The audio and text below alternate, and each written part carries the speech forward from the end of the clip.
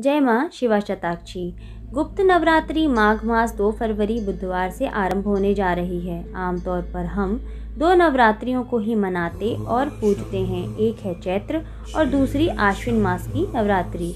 लेकिन 2 और भी नवरात्र होते हैं जिन्हें हम गुप्त नवरात्र के नाम से जानते हैं। एक आषाढ़ में और एक माघ मास में। नवरात्रि में जहाँ भगवती के 9 स्वरूपों का पूजन होता है, वहीं गुप्त नवरात्र में देवी की 10 महाविद्याओं की साधना साधकों द्वारा की जाती है। मान्यता है कि चैत्र एवं शारदीय नवरात्र की तुलना में गुप्त नवरात्र में देवी की साधना शीघ्र फलदायी होती है। चूँकि इन नवरात्रों में माता की साधना गुप्त रूप से अर्थात मानसिक रूप से मंत्र जाप द्वारा की जाती है, इसलिए इन्हें गुप्त नवरात्र कहा जाता है।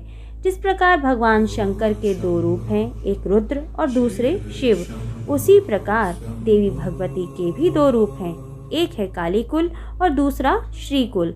कालीकुल उग्रता का प्रतीक है।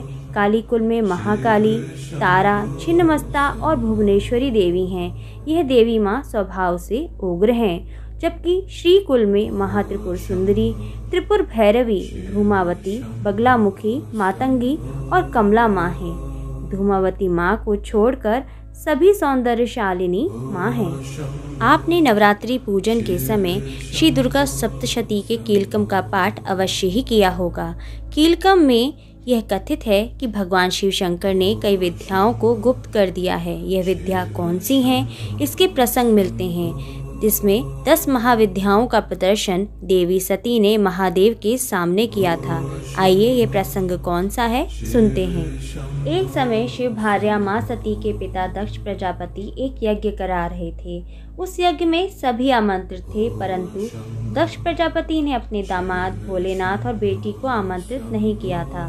सभी देवी देवताओं, अप्सराओं और गंधर्वों को अपने पिता के यहाँ जाते देख माँ सती के मन में भी अपने प्रियजनों से मिलने की इच्छा उत्पन्न हुई। तब उन्होंने जिद की कि वह भी अपने पिता के यहाँ जाएंगी।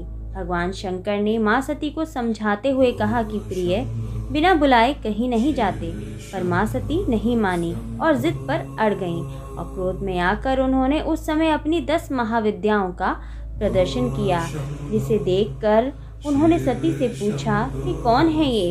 तब सती ने बताया कि ये मेरे 10 रूप हैं। सामने काली है, नीले रंग की तारा है, पश्चिम में छिन्नमस्ता, बाएं भुवनेश्वरी है, पीठ के पीछे बगलामुखी है और पूर्व दक्षिण में धूमावती है। दक्षिण पश्चिम में त्रिपुर सुंदरी और पश्चिम उत्तर में मातंगी है तथा उत्तर पूर्व में षोडशी है। मैं खुद भैरवी के रूप में अभयदान देती हूँ। महादेव ने इन्हीं 10 महाविद्याओं को गुप्त कर दिया। इन्हीं 10 महाविद्याओं के साथ ही देवी भगवती ने असुरों के साथ संग्राम भी किया। चंड मुंड और शुंभ निशुंभ वध के समय देवी की यही 10 महाविद्या युद्ध करती रहीं। 10 महाविद्या की आराधना अपने आंतरिक गुणों और आंतरिक शक्तियों के विकास के लिए की जाती है। यदि आपको अकारण भय सताता हो, शत्रु परेशान करते हो, विद्या, बुद्धि और विवेक का परस्पर समन्वय नहीं कर पाते हो, धर्म और अध्यात्म में मार्ग प्रशस्त करना हो, तो आप 10 महाविद्या की पूजा अवश्य ही करें। यह विशेष फलदायी हैं।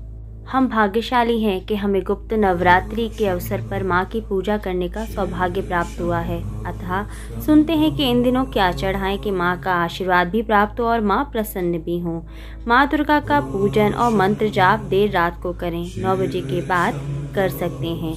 माँ दुर्गा को लाल रंग की वस्तुएं विशेष प्रिय हैं, अतः माँ को लाल सिंदूर और पहले दिन लाल चुन्नी चढ़ाना ना भूलें। नारियल, केले, सेब या कोई भी मौसमी फल, तिल के लड्डू और बताशे तो ज़रूर ही चढ़ाएं। माँ को लाल गुलाब का फूल चढ़ाएं। सरसों के तेल का दीपक जलाएं, जो कि लंबी बाती से युक्त हो। ओम दुम दुर्गाय नमः ओम मंत्र का जाप 108 बार करें। इस मंत्र के जाप से आपकी मनोकामनाएं पूरी होंगी। अगर गुप्त नवरात्रि में आप माँ की पूजा विधि विधान से करना चाहते हैं तो आइए इसकी विधि संक्षिप्त में सुनते हैं। कलश की स्थापना कीजिए, पर वह ऐच्छिक है। यदि आप आगे तक गुप्त नवरात्रि करना चाहें तो आप कलश स्थापना कर सकते हैं। माँ के आगे 5 सरसों के तेल के दीपक जलाएं, इसमें लंबी बाती हो। सप्त श्लोक की दुर्गा का पाठ कर सकते हैं या फिर सिद्ध कुंज का स्तोत्र का पाठ करें। दुर्गा सप्तशती का पूरा निचोड़ इसमें निहित है।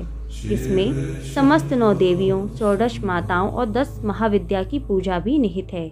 देवी कवच, अर्गला स्तोत्र और कीलकम का भी पाठ करें। अंत में संभव हो तो श्री सूक्तम का भी पाठ करें। जप संख्या समान रखें और जप में आप ओम दुम दुर्गाय नमः ओम का जाप करें। इस बात का ध्यान रखें कि आसन पीला या लाल ही हो। सुबह शाम दोनों समय की पूजा करें और पूजा में माँ को 2 लौंग और बताशे का भोग ज़रूर लगाएं। साथ ही लाल गुलाब का फूल भी चढ़ाएं और दुर्गा चालीसा भी पढ़ें। आप माँ दुर्गा के विशिष्ट मंत्र ओम एम ह्रीम क्लीम चामुंडाय विच्चे का जाप भी सुबह शाम 108 बार कर सकते हैं। गुप्त नवरात्रि में अपनी पूजा के बारे में किसी को भी ज़्यादा ना बताएं। ऐसा करने से आपकी पूजा और ज़्यादा सफल होगी। आइए अब अंत में गुप्त नवरात्र के महत्व को बताने वाली एक पौराणिक कथा सुनते हैं। कथा इस प्रकार है। एक समय की बात है कि ऋषि श्रृंगी एक बार अपने भक्तों को प्रवचन दे रहे थे कि भीड़ में से एक स्त्री हाथ जोड़कर ऋषिवर से बोली कि हे गुरुवर, मेरे पति कई तरह की बुरी आदतों से घिरे हुए हैं, जिसके कारण मैं किसी भी प्रकार के धार्मिक कार्य, व्रत, उपवास, अनुष्ठान आदि नहीं कर पाती हूँ। मैं माँ दुर्गा की शरण लेना चाहती हूँ, लेकिन मेरे पति के पापाचारों से माँ की कृपा नहीं हो रही है। कृपया कर मेरा मार्गदर्शन करें। तब ऋषि बोले, वासंतिक और शारदीय नवरात्र में तो हर कोई पूजा करता है, सभी इससे परिचित भी हैं, लेकिन इनके अलावा वर्ष में 2 बार गुप्त नवरात्र भी आते हैं। इनमें 9 देवियों की बजाय 10 महाविद्याओं की उपासना की जाती है। यदि तुम विधिवत ऐसा कर सको तो माँ दुर्गा की कृपा से तुम्हारा जीवन खुशियों से परिपूर्ण होगा। ऋषि के प्रवचनों को सुनकर स्त्री ने गुप्त नवरात्र में ऋषि के बताए अनुसार माँ दुर्गा की कठोर साधना की। स्त्री की श्रद्धा व भक्ति से माँ प्रसन्न हुई और कुमार्ग पर चलने वाला उसका पति सुमार्ग की ओर अग्रसर हुआ और उसका घर खुशियों से संपन्न हो गया। जय माँ शिवा शताक्षी।